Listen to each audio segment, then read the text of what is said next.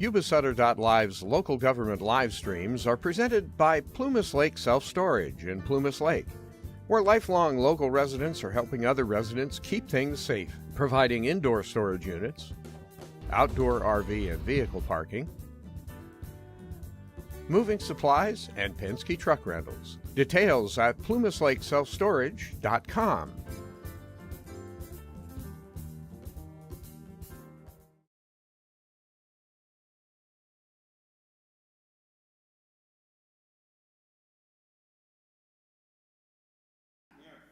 All are present, and now we're going to 1.2, pursuant to Government Code, Section 54954.3, members of the public shall be given the opportunity to address the board on a closed session agenda items prior to the board's consideration of the item. We will now hear public comments from Mr. Michael Mayo. Mr. Michael Mayo.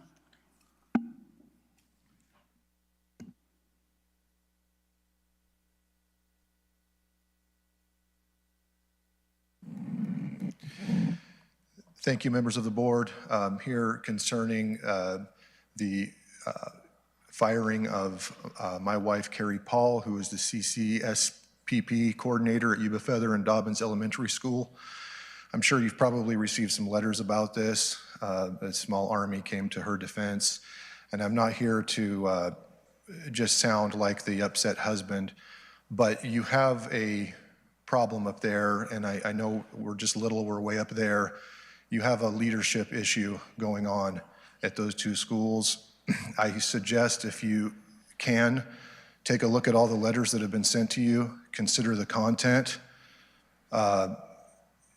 This grant that is brand new seems to have been purposely written to be nebulous in its language, and so there's much room for interpretation. And really what we have here is we have a firing based on style rather than cause. Again, I'd suggest you look at all of the content that has been submitted to you and to your CCSP coordinators here at the district office. And I don't know how you would rectify the situation, but it needs to be rectified. It's one in a string of many bad decisions I've watched over the last 20-odd years. I went to Yuba-Feather School, kindergarten through 8th grade. During that time, we won 2 Distinguished School Awards. It was a great school. Attendance was nearly quadruple what it is now. And honestly, with the decision-making that's being made there, unfortunately, homeschool is a better product right now for a lot of families. So I would just urge you to take that into consideration and maybe take a look at your leadership on site. And again, I don't know how you intend to rectify that situation, but please take a close look at that. Thank you. Thank you, Mr. Mayo. With that, do we have any additional closed session public comments? Please approach.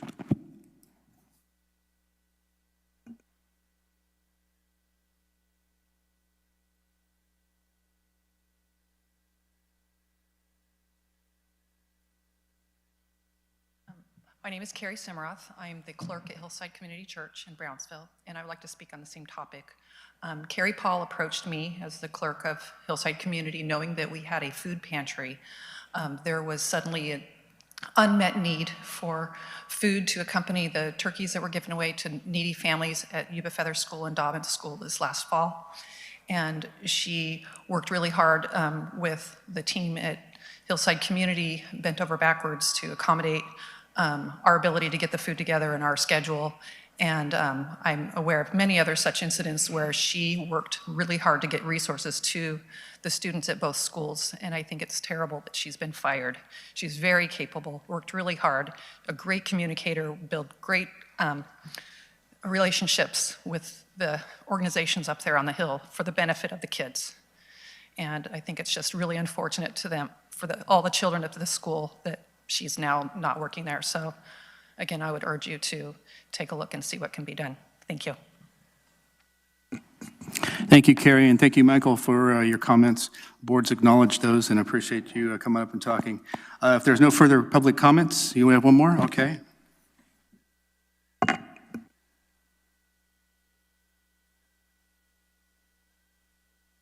I'm here in regards for Carrie Paul, and I have and operate Foothill Resource Center, and Carrie has done a very good job of pulling us in with them. I'm also on the site council, and every time the principal said she would come to organizations or to things that Carrie put on, I have not once seen her attend any, and I think Carrie has gone up and beyond what it was expected of her, and I think it's just a personal conflict. So I want you to know she reaches out to all of our community organization and people.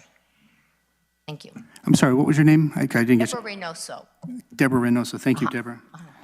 Is there any other additional public comments? One more, please.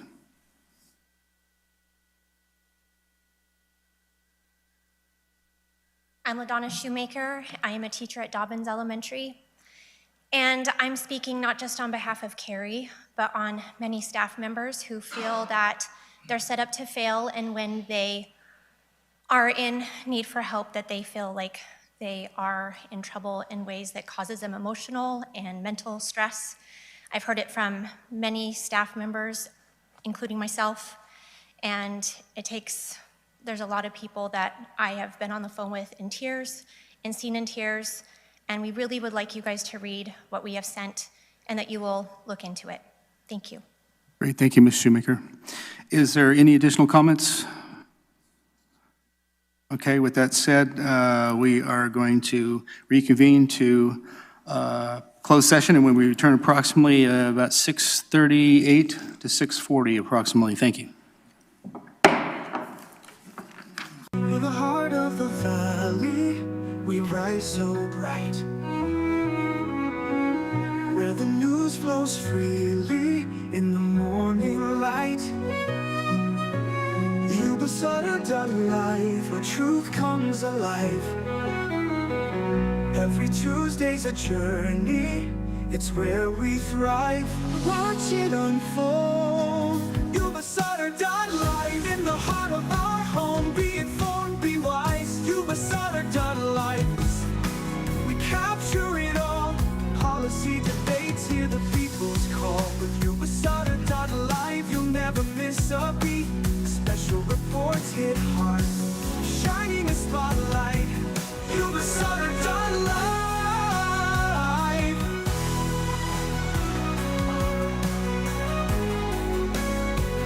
Yuba-Sutter life.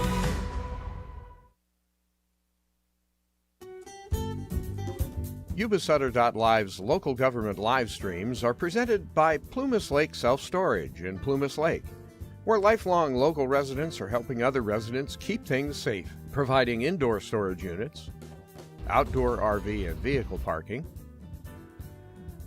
moving supplies, and Penske truck rentals. Details at plumaslakeselfstorage.com.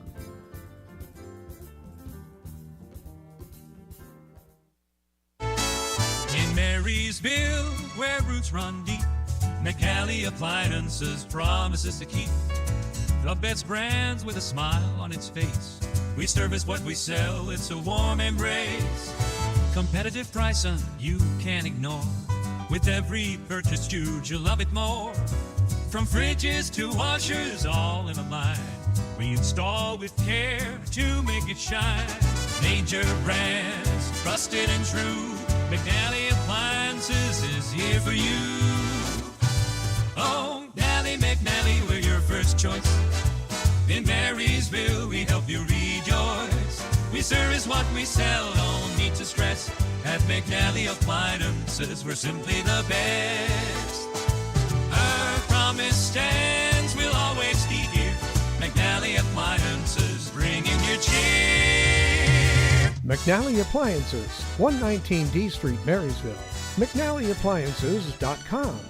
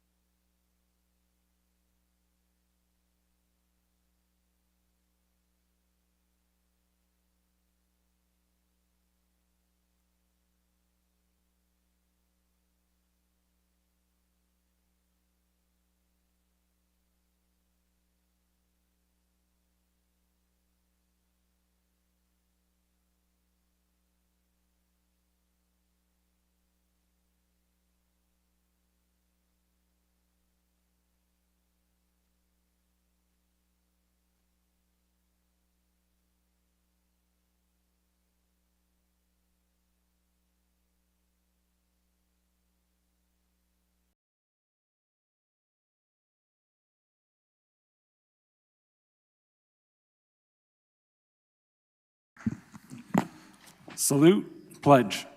I pledge allegiance to the flag of the United States of America and to the republic for which it stands, one nation, under God, indivisible, with liberty and justice for all.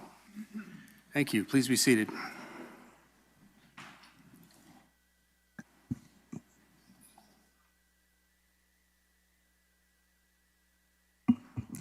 Announcements of action taken in closed session.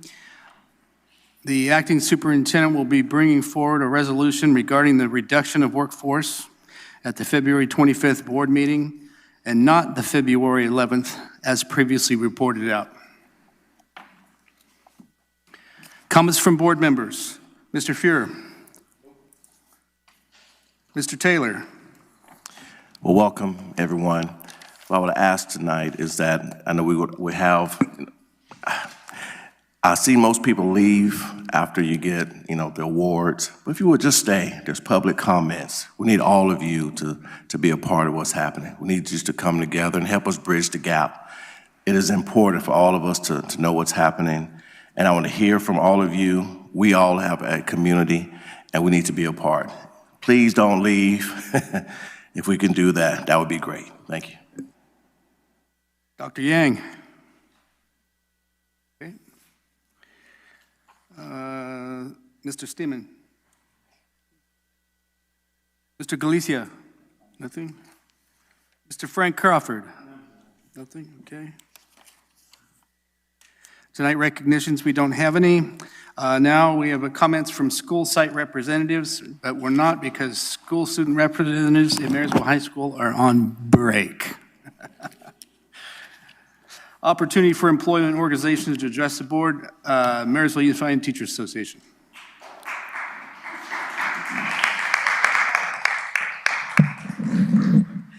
Good evening. Unfortunately, that same message doesn't apply to the labor group. Sorry about that. So I'm Angela Stiegel, president for the Marysville Unified Teachers Association. And this evening, first off, I would like to start off with a message to all of my unit members out there that I really do hope that they are finding a way to get some much-deserved R&R this week off. I know that there are a few here this evening that are joining us, but I do hope that even with those that are joining here in the meeting and at home, I hope they're finding a way to find something relaxing to do, recharge the batteries a little bit, take a little time off, get a little rest that they all really, really need and deserve. Also, along the MUTA lines, it appears that we are inching ever closer to the tentative agreement that we're all hoping for. I spoke with Jordan and Jennifer on Friday, so I believe we are, as they say, that close. So we are still inching forward in a positive way at this point. We are hopeful that we're going to be able to get signed TA soon so that we can then ratify and have the board then approve that and be done. And then we can start bargaining for next year. So we'll just start the whole madness all over again. In regards to the comment that was just made coming out of closed session, I believe, and I know that you may not be able to respond right here, but somebody may be able to respond after we're done this evening, but I believe that the board had said there was going to be a $3.7 million reduction in the budget for next year. And there was going to be a list brought forward of what those reductions were going to be, what those cost-saving measures were going to be, cuts, however you want to view them.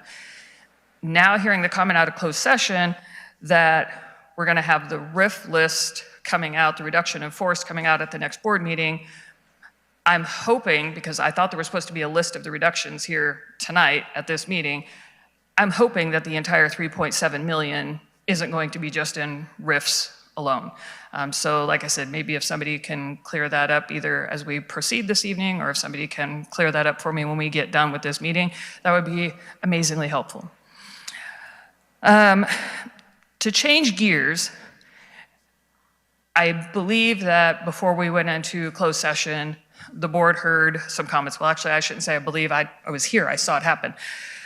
There were comments that were made before you went into closed session about a particular issue that we have going on at predominantly one site, but it's impacting actually two sites. And I would just like to remind the board that there was a vote of no confidence by one of those sites last year that was summarily ignored and dismissed. And I mentioned at the time that there were going to be repercussions, that there was no way that that situation was magically going to just improve itself.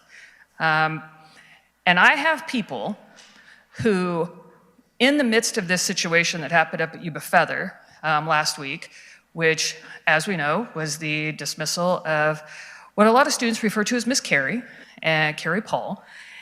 And I think that the board should understand that by MUTA using some of our own time here under our labor organizations, I think you need to be concerned about the fact and be cognizant of the fact that we don't represent this particular employee. She is not part of MUTA. However, MUTA members have reached out and asked. Actually, they have pleaded with MUTA to please say something at this meeting tonight. And so we're doing that. I'm honoring what my members have asked. And in particular, I'm honoring what they have asked because I know that what they're asking is the right thing. There have been issues beyond the vote of no confidence. If you'll remember right, the vote of no confidence was based in hostile work environment, retaliation, unprofessional behavior. And there were attempts made before that vote of no confidence to rectify the situation up there. There were attempts to talk to the district to see if things could be made better up there and improved. And that didn't happen because the person wasn't receptive to those attempts. And so we had the vote. That was ignored. I have people who from that day forward have reached out to me, some of them almost daily, about the fact that they are so petrified about going to work every day, about retaliation and what their work day is going to be like, that they are physically and mentally, emotionally, psychologically ill when they go to work. I've mentioned this to the district. I've told the district about this. And that's not improving. And now it has gotten much worse. And I know that some of the letters that you all have received, I've received as well. And as you can see on them, that it's not all MUTA members that are emailing you. You have MUTA members, you have members of other labor organizations up there, you have members of the community who are reaching out to you, alumni from that school. That should be telling that it is not just one labor group, that it is not just one person, that it's not just one group of people. There's an issue and a problem there, and it needs to be resolved for the sake of all the employees up there, for the sake at both sites, for the sake of the community up there, but most importantly, for the sake of the students up there. You have somebody who was like the epitome of the community schools grants, who was doing their job and got fired. And I'm having a really difficult time wrapping my brain around it. And at this point, I have to tell you that I don't like to sit up here in an open board meeting and speak poorly of anybody. But I also really don't have much of a choice either. Because at this point in time, there are so many people coming to me and there are so many issues going on that this is it. And so the community there, the school community, the community as a whole up there and the students up there need this board and this district to do something to help them. And on top of that, on the union front, I need the board and the district to do something to make sure that all of the emails you're receiving that are, stating to you that I fear retaliation for having sent this email, those fears are real. I've dealt with them for over 1.5 years for my members up there and members of other unions and labor groups up there. It is very real. And so you have people who have spoken tonight. You have people who wouldn't even show up to this board meeting tonight for fear that even just sitting in the room would garner them retaliation. That is not a way for people to live. It is not a way for employees to do their jobs. And the students and the teachers and the community up there deserve better. So I urge the board, please give them some assistance. Please hear that their pleas to you are very real and very substantial, and there needs to be a change there. Thank you. Thank you, Angela.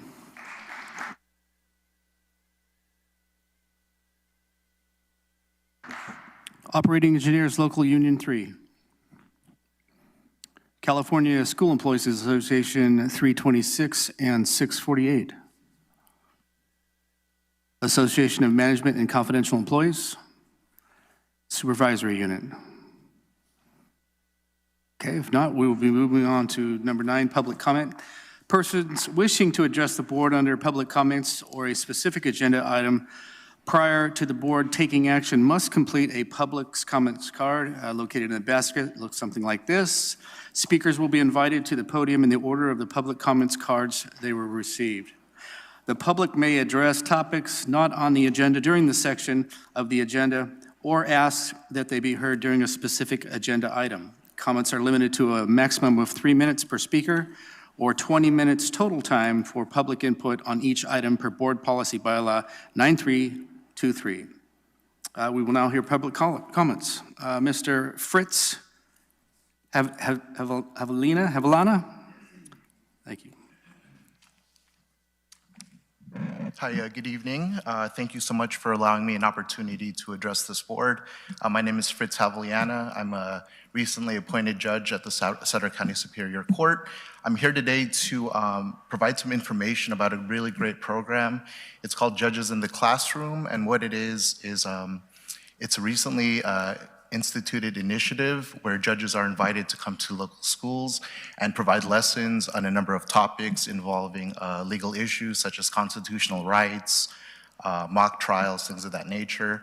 And so I wanted to come today to encourage you to please pass the information along to the school administrators and teachers who might be interested in this program.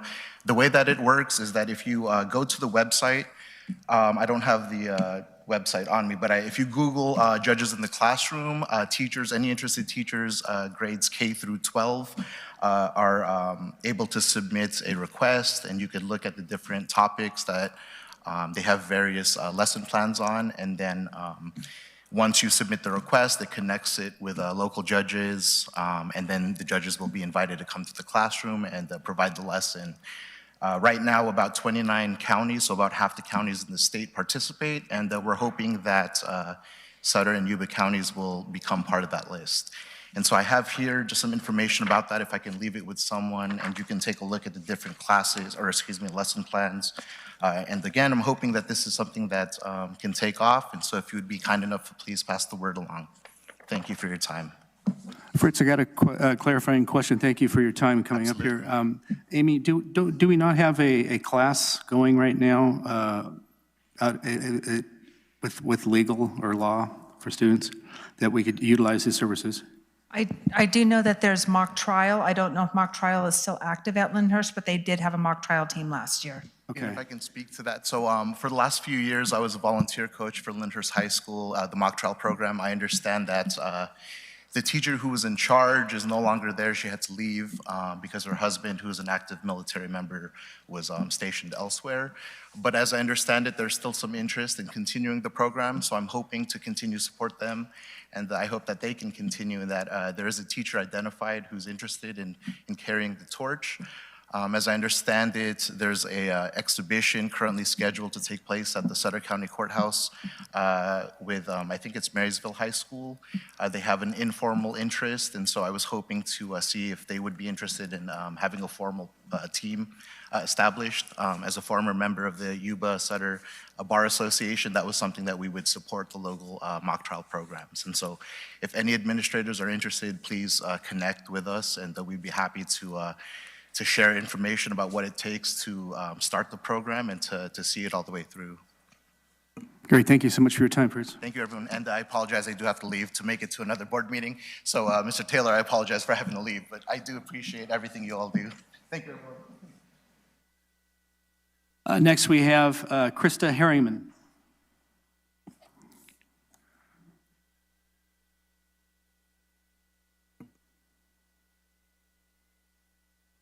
Hello, and thank you for hearing what I have to say today. I am here on behalf of the majority of the staff, both teaching and support at Dobbins Elementary. I just really wanted the board to hear how much Michelle Higgins has contributed to the growth at Dobbins Elementary. Under Michelle, we have nearly doubled our enrollment. We're seeing connections being made in the community. We are seeing gaps being closed in education of our students. The majority of us feel supported. We felt growth. And we just really wanted you to hear that there is more. There is more. She has our respect. She has the respect of our community and our students and our families. And I'm not asking you to take my word on it. All you have to do is reach out, talk to the people in our community. Please hear what they have to say. That is all. Thank you so much. Thank you, Krista.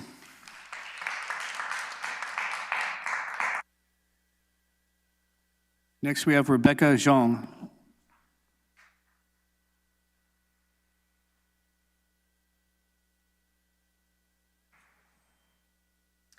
Hi, thank you for this opportunity. My name is Rebecca, and I'm mother Karina Yang. My daughter is currently a sophomore at MCA. Before I go into my supporting fact, let me ask you this. Is your own child enrolled at MJUSD? If so, did you carefully select the school you wanted them to attend, or did they choose it themselves? I'm sure you have your reason for choosing that school. I'm a proud graduate at MJUSD. It is the foundation of my own education from kindergarten through 12th grade. I am proud of how far it has come. This is due to the leadership team we have here and previous leaders. My child came from Elk Grove Unified School District, which is highly rated by both employee and students. When I shared that my daughter's attending MCA, many of my friends and family were amazed. They questioned how amazing it is for MJUSD to offer such program to the community in a small growing town. I first heard the news about the possible closure of the school on January 14. That did not sit well with me, so I emailed Roxanne Brown. It's disheartening that the staff and program are being reviewed for possible reduction or cut. In the email, Roxanne stated for $4 million to be cut from the general budget to meet the required state mandate of a minimum 3% reserve in 3 years. After reading the email, I contacted Diane Kam, part of the dual enrollment at the California Department of Education. She was able to explain and break it down for me and share the dual enrollment funding is separated from regular school funding. An additional $250,000 was awarded to MJUSD in 2023 to assist students who are in dual enrollment. A one-time grant. Funds were received by September 2023. The grant provides funding for the period beginning July 1st, 2023 through June 30th, 2027. Aside from this, a fellow student mother spoke on January 14 and shared that with the number of students enrolled at MCA, they have enough supporting funds to keep the school running. I recently saw an ad flyer on my Canvas dashboard about MJUSD hiring for a new after-school program at Yuba College. If finance is an issue, why would adding more expenditure when the problem has not been solved yet? MCA has allowed my daughter to explore and develop her unique talent, opportunity for growth, self-discovery, and a personalized future. Middle College Academy customize one academic journey, an important element that sets them apart. I pray and hope that the leadership of MJUSD will rise above personal differences and prioritize future progress of our community and the generation to come. I understand that some concern has surfaced. However, there has to be a better solution than simply shutting down the school.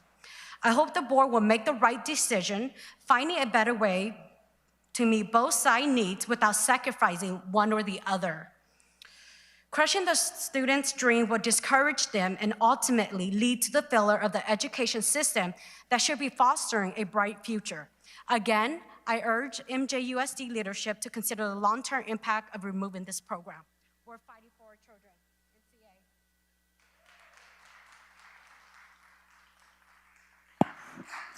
Thank you, Rebecca. Adam Moore.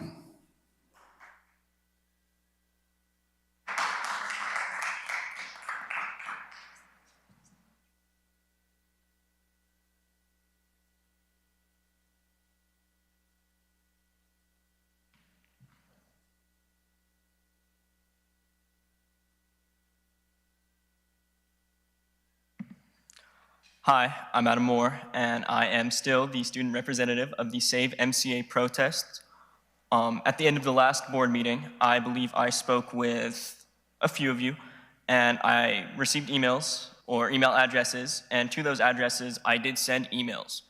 To all 6, I believe Mr. Reeves, Mr. Criddle, Mr. Stemmen, Mr. Taylor, Mr. Yang, and Mr. Fuhrer, I have not received any responses.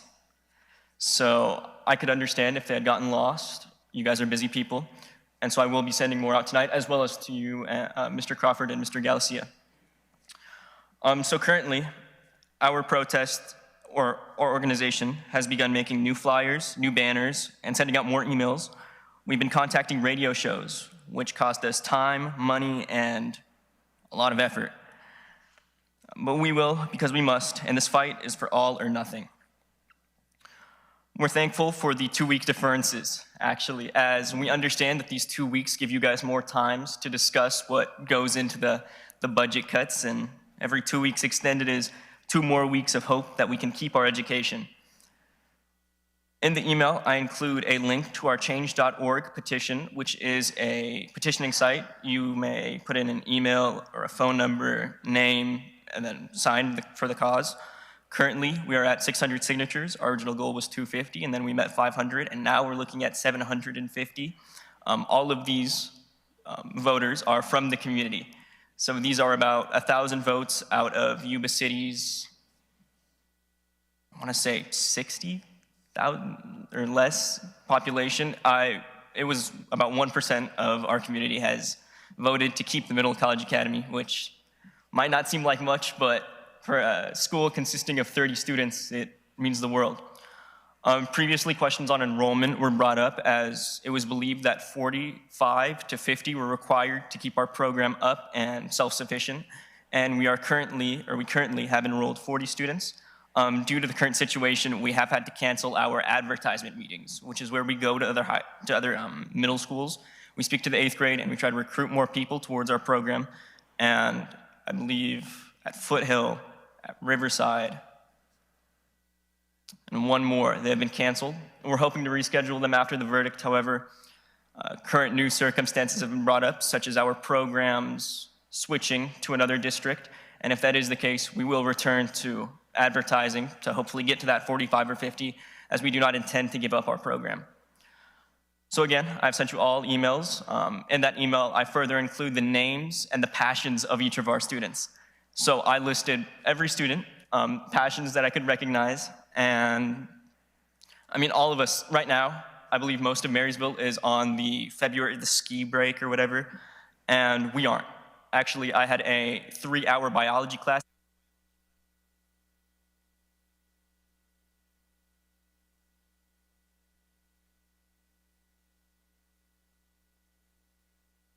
Is due diligence and concern to our cause, and hopefully your support.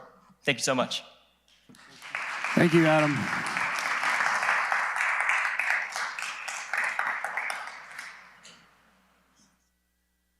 Moving on to superintendent updates, acting superintendent, Mr. Jordan Reeves. Okay, I have a couple of things to share. We just received word that Miss Jennifer Worm, who's a teacher at Linda Elementary, received a grant of nearly $5,000, $4,975 to be exact, for increasing access to literature for Spanish-only speaking students. And that's through the 2024 Education Foundation for California Schools grant. So congratulations to Ms. Worm at Linda. It's quite an honor for her to receive that, and we thank you for her doing that. Also, try that again, I'm back on.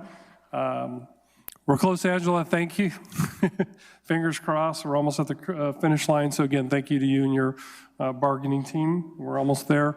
Again, to our staff, hopefully everyone's having a restful week this week for all employees to be off and some well-deserved time at home. And that's all I have. Great, thank you, Mr. Reeves. We'll move on to presentations. 11.1, presentation of annual update of the local control accountability plan, the LCAP, and local control funding formula budget overview for Marysville Charter of the Academy of the Arts. Mrs. Stratton.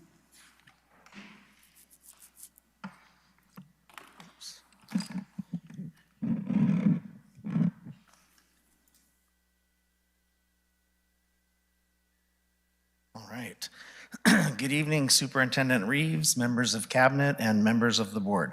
My name is Eric Preston, and I'm the proud principal of Marysville Charter Academy for the Arts. I'm here tonight to present our 2024 dashboard and 24-25 LCAP mid-year report update. This is a 27-slide slideshow, but several of the slides were presented. They're the exact same ones that Amy Stratton presented at the last board meeting, so I will be skipping most of those. If we could go to slide 2. For review, slide 2 sets the stage for tonight's presentation. It's to share the dashboard results, the mid-year update for the 24-25 LCAP, and provide an update on actions and expenses and metrics. If we could jump to slide 9. Oh, I can do it? Sorry, thank you. I'm used to a different regime, sorry. Okay. Slide 9 shows our results on the state indicators. We are blue in graduation and suspension rates, green in college and career and chronic absenteeism, and yellow in both math and English language arts. Slide 10 shows that while we are 26.5 points above standard in English language arts, we did decrease 10.2 points. We are 39.7 points above the state average, and if we had scored 3.5 points more, we would have been in the green.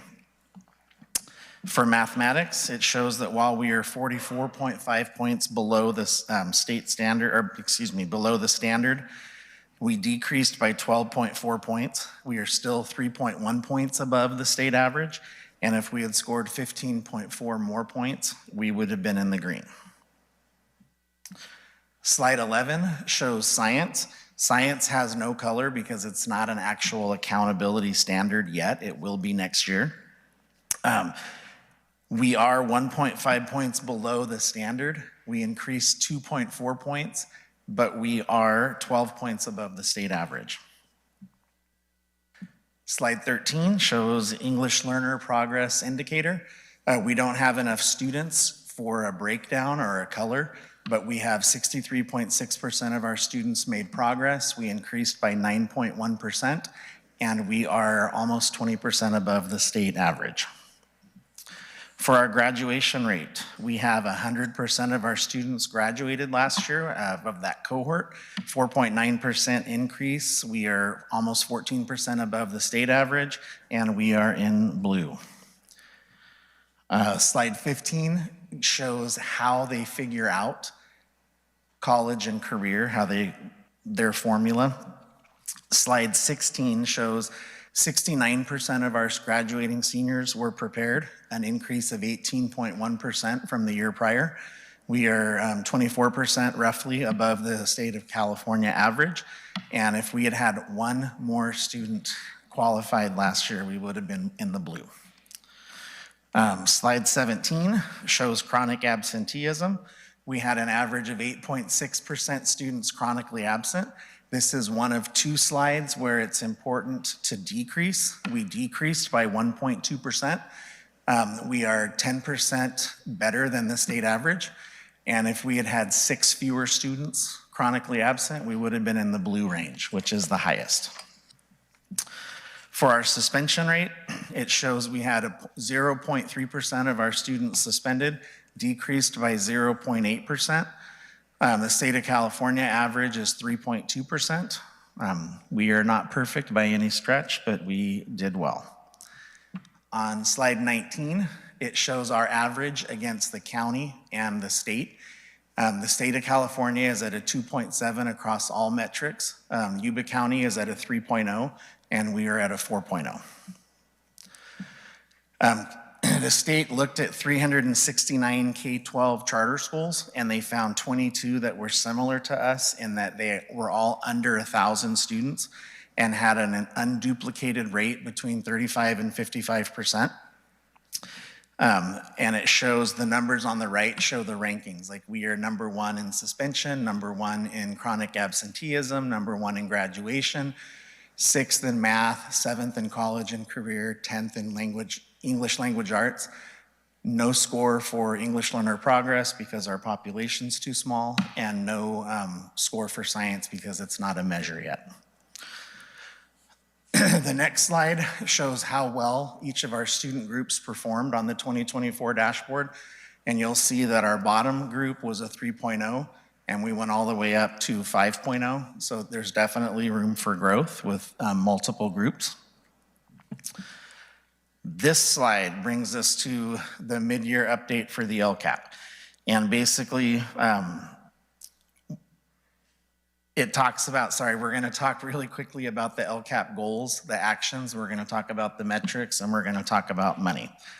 So, slide 23, yes, is the status of LCAP actions and expenditures. Goal 1 is up there. I'm not going to read the whole thing to you, but it has broken down in our LCAP. It has 12 specific actions with 4 considered contributing. Goal 2 has 11 specific actions with 4 considered contributing, and goal 3 has 6 specific actions with 2 considered contributing. If you look at the money right there, financially, we are spot on goal 3. We're about halfway through the year. Clearly, we need to revisit goals 1 and 2 and look at what it is that we're doing and what we intend to do to try to revise either the plan or revise the budgeting for it. For the status of our metrics, as I mentioned in the last slide, there are a lot of sub-goals within each one of those or actions. Same with metrics. Slide 24 is the status of our LCAP metrics. Goal 1 has 6 metrics, and as the target portion on the right states, 4 of the metrics won't be available until the end of the year because they are end of the year things like the state testing, AP test rates, graduation rate, et cetera. But the other 2 metrics, we're establishing baselines for this year because 24 through 27 is the new cycle of the LCAP, the 3-year cycle. Goal 2 has 12 metrics, and in this goal, at the mid-year point, we have increased in 4, decreased in 2, are establishing 2, and 4 won't be available until the end of the year based on some of that data. Goal 3 has 8 metrics. We've improved 1, declined in 1, are establishing baselines for 3, and 3 won't be available until end of the year data becomes available. Slide 25 just basically walks you through how we build the LCAP, revise it. So right now in January, February, we met with our site council / LCAP team and reviewed this report. I'm presenting it here to you now. In February, we will be sending out surveys to our teachers, our parents, and our students to ask them some specific questions that are LCAP based to help us then go back, review all of that, and then rewrite looking at the narratives and saying, hey, this is what we had set out to do. How do we adjust that, and how do we reach the 3-year goals that we had set? And then it goes on from there, excuse me, where we submit and we come right back here in June. I'll be presenting a revised 1-year LCAP to you guys. At this point, I am finished with my presentation. If there are any questions, I can entertain them. Does the board have any questions? Dr. Yang? Mm-hmm. Preston, could we scroll back to the CCI formula? Back to how they determine it, or? Yeah, and actually scroll to where MCAA is at, which is green. So 69% of MCA's kids are college or career ready. That's what is judged by the state, right? Mm-hmm. And so I'm reflecting this and looking at the overall MJUSD's numbers from last 2 weeks ago's presentation. Could we scroll over to the formula itself? So I got to digging a little bit into how that formula is calculated. And a part of that formula that's calculated, I'm going to focus on college. I know career is important, right? The CTE is important. But I'm going to look at college because that's where my expertise sits. And so my understanding of that CCI calculation is that it's A through G readiness, and the number of students that completes it, plus whether they pass 2 AP exams or have 2 dual enrollment courses. And so for MCAA, how are those students meeting the second requirement in order to get the qualification for CCI? The second requirement as far as dual enrollment? So you either have to get college credit or you can also get the state seal by literacy, but I don't think that doesn't happen in MJUST, and we don't have an IB program. It does. It does? Yeah, I believe we So is have. MCA the seal by literacy? Most of their students are sealed by literacy? Not most, I believe we Okay, have. so that's why where is the bulk of that second qualifier coming in? So two items have to be qualified. And so where is the bulk? I like to know where's the bulk of MCAA's scores coming from, because I'd like to see whether we can mimic that for the rest of MJUST. Amy is pulling up some data right now, I believe. Yeah. So two of the items up there has to be qualified. CASP scores is part of it. They take that only in 11th grade, though. They do not take that in 12th grade, but they consider that. We have AP exams our students take. Not every student takes AP, but we have multiple students that take AP exams. So are we saying that for MCAA, somewhere near that 70%, the students are passing 2 AP exams out of MCAA? Some, yeah, absolutely. You have 30. Do you want me to speak for you? Sure. Okay, out of A through G specifically, there were 34 kids who met A through G. And of those 34 kids, 15 met the advanced placement, 21 met through Smarter Balance, where they had the 3s on both ELA and math. And they also 13 completed a pathway. So remember, the kids could be double counted. Yeah. And so 12 kids last year from MCAA did seal by literacy. Oh, okay, so it is a lot. It's out of 30-something, so it's a third of those students made the seal by I literacy. think we had 47 seniors last year, so 34 in the cohort. Men, 30, yeah. that's the. Yeah, I'm counting off of A through G, right? Gotcha. That's the baseline. Yeah, so 12 out of those 34. So a third of them are hitting Yes. the state seal by literacy. Correct. Okay. So for MCAA, it's a combination of CAS, right? 28 of some of those individuals are meeting the CAS scores. A third of them are meeting the state seal by literacy. A little bit under a third are hitting the AP exams, right? Because it was 12. And so, so for MCA, the largest driver of meeting that CCI is actually the CAS scores. Correct. So that's what's actually driving us, driving the rest of MJUSD behind in terms of meeting that CCI. Let me ask a stupid question then. On the CTE, is MCA meeting the CTE measurements? The question is actually for Amy, since Amy has the data. Yeah, they had 13 students that met CTE as their secondary measure, and another 4 students who were in the approaching through CTE. And is that done through, and so what's the other qualifier that they are meeting in order to hit that second? For CTE, they would have to have the CASP or college classes, one college class. So does Or MCA CAS. have any dual enrollment classes in their program? We participate with the district in the early college program. So we do have students in that. And then we also have students who take classes at the college. And then we work with college and career. We have, like right now, we have ethnic studies being offered on our campus after school. And I believe in the fall, we will either have sociology or intro to film offered. So we try to provide opportunities for students, yes. Okay, so the early college is mostly a social studies style degree program, right?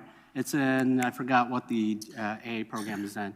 What's the AA program that the early college degree is tied to?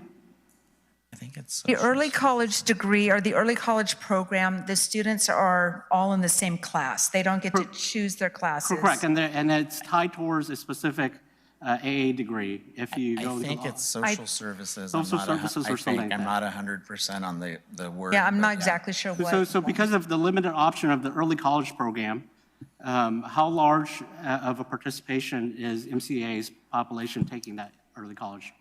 We have close to 30 students that are in the program. 30 students. So Yeah, and it's substantially large size comparably to the whole school. Yeah. Okay, okay.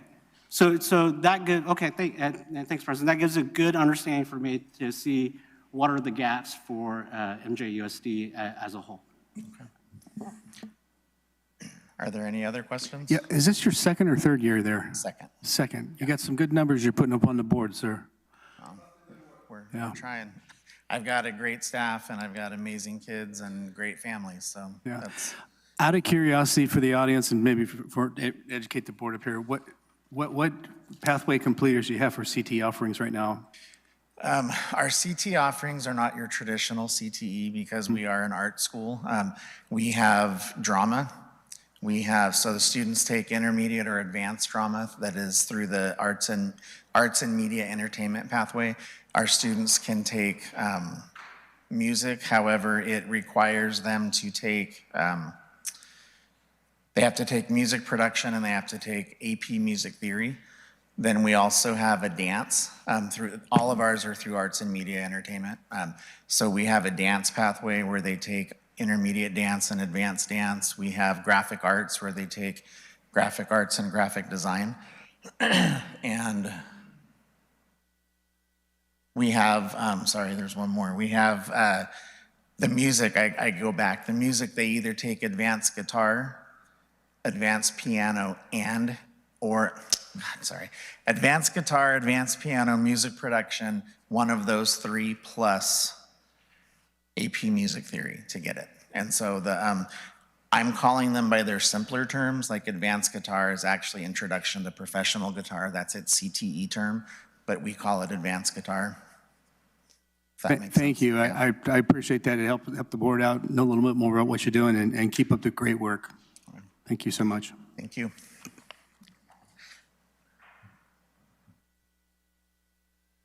Thank you. We'll move on to Superintendent number 12.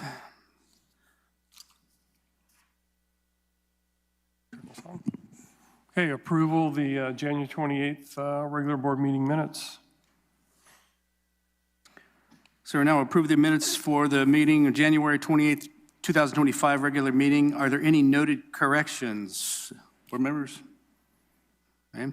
If not, do I have a motion to approve the minutes for January 28th, 2025? Seth, motion and a second. Okay. Ricardo, and all in favor? And one abstain. Okay. Thank you. 6 and 1. Motion carries. 12.2, approval of consent agenda items. And we are looking at approving the consent agenda items number 15.1 through 17.1. Is there any item on the board that the board would like to pull for further clarification? If not, do I have a motion to approve the consent agenda? Motion to approve. Frank Crawford, motion to approve. And do I have a second? Seth Stevens, second. Okay, and all in favor? Aye. Any opposed? No. Motion carries 7-0. Moving on to new business, superintendent, 18.1. No, 17.1. I'm sorry. I'm getting ahead of myself. Okay.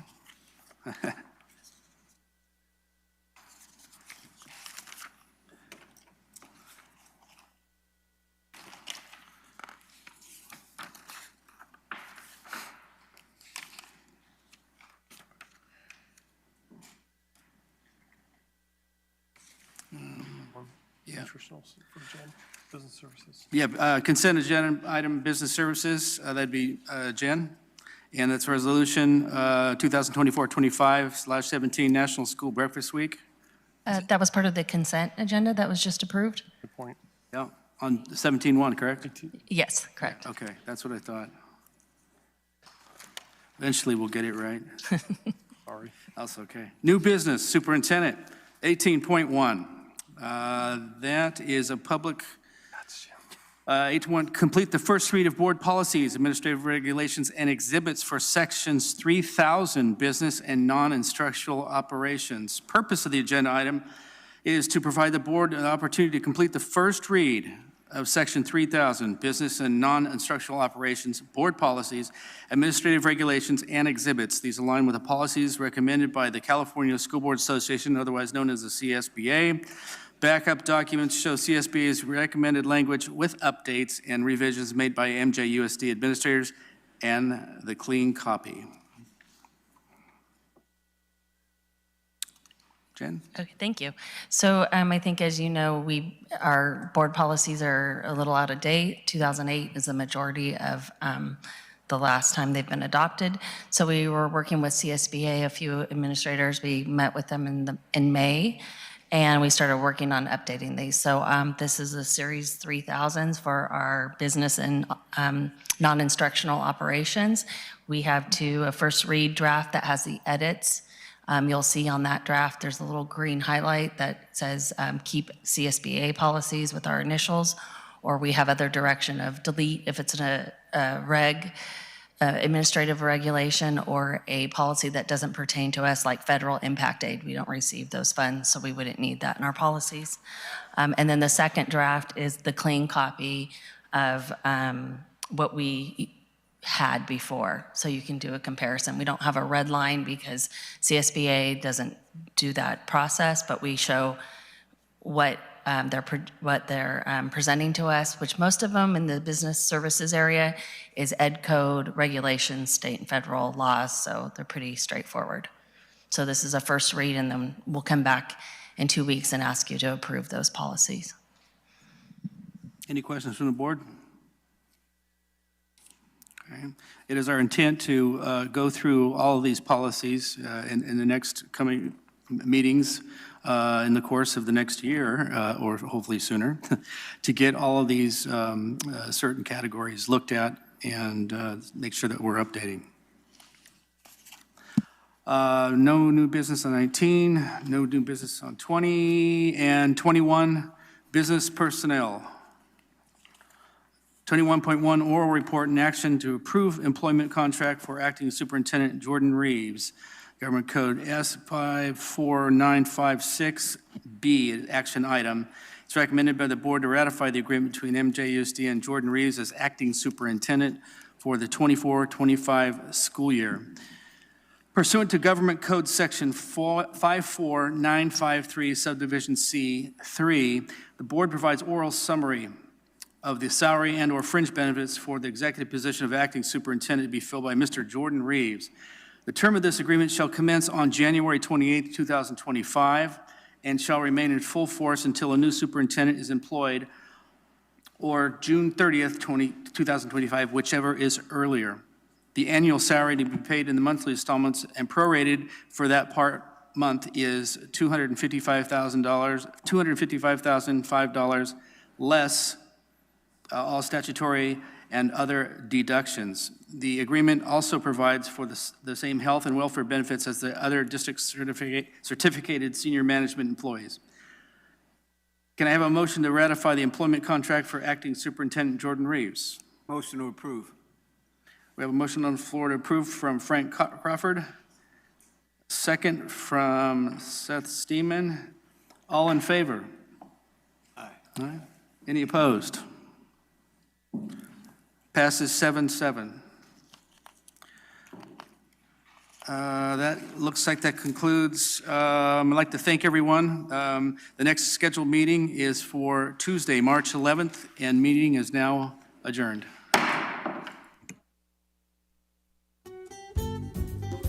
Yuba-Sutter.live's local government live streams are presented by Plumas Lake Self-Storage in Plumas Lake, where lifelong local residents are helping other residents keep things safe, providing indoor storage units, outdoor RV and vehicle parking,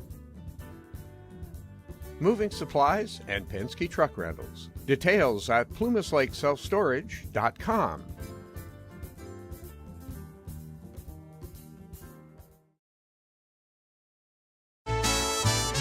Marysville, where roots run deep, McNally Appliances promises to keep the best brands with a smile on its face. We service what we sell, it's a warm embrace. Competitive pricing you can't ignore. With every purchase you'll love it more. From fridges to washers, all in a line.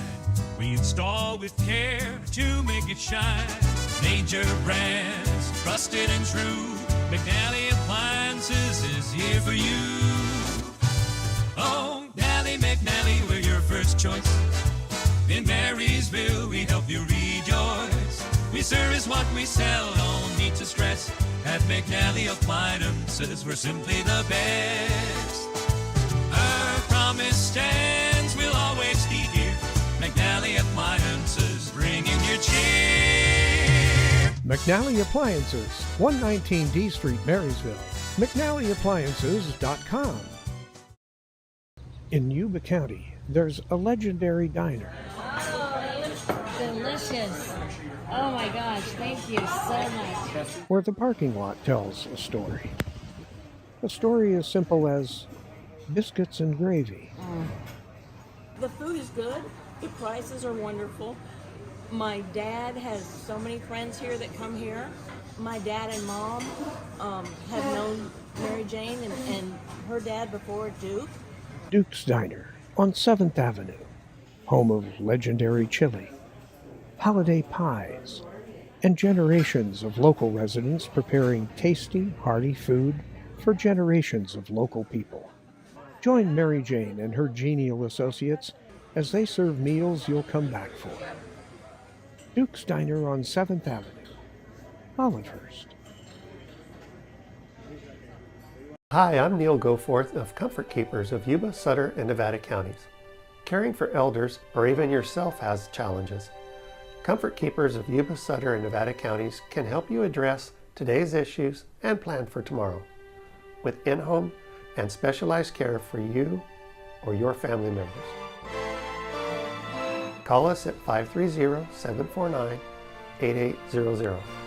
Comfort Keepers of Yuba-Sutter and Nevada counties.